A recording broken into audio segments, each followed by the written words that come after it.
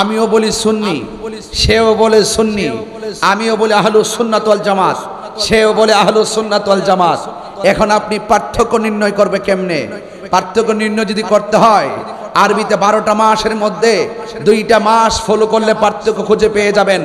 দেখবেন মুহররম মাস যখন আসে তখন আহলুস সুন্নাত ওয়াল জামাতের এক শ্রেণী আহলুস সুন্নাত ওয়াল জামাত, তারা ইমামে আলী মুকাম আহলে বাইত রাসূল সাল্লাল্লাহু আলাইহি সাল্লামের মহব্বতে তারা দিওয়ানা হয়ে যায়, তারা উদ্বিলিত হয়ে যায়। আবার যেমন রবিউল আউয়াল মাস আসে তখন তারা নবী পাক সাল্লাল্লাহু আলাইহি সাল্লামের শুভ আগমনের মাসে নবী পাকের প্রেমে তারা উজ্জীবিত হয়ে যায়। তাহলে কনসেপ্ট ক্লিয়ার হয়ে গেল। আল্লাহর হাবিব যে বলেছেন, আমি তোমাদের কাছে 2টা জিনিস রেখে যাচ্ছি, একটা হলো আল্লাহর কিতাব, আরেকটা হলো আমার আহলে বাইত। তার মানে বোঝা গেল সবাই দাবি করতে পারে আহলুস সুন্নাত ওয়াল জামাত, প্রকৃতপক্ষে আহলুস সুন্নাত ওয়াল জামাত তারা হবে যারা আহলে বাইত রাসূলকে দিলে প্রাণে মনে প্রাণে ভালোবাসে। বুঝতে পেরেছেন?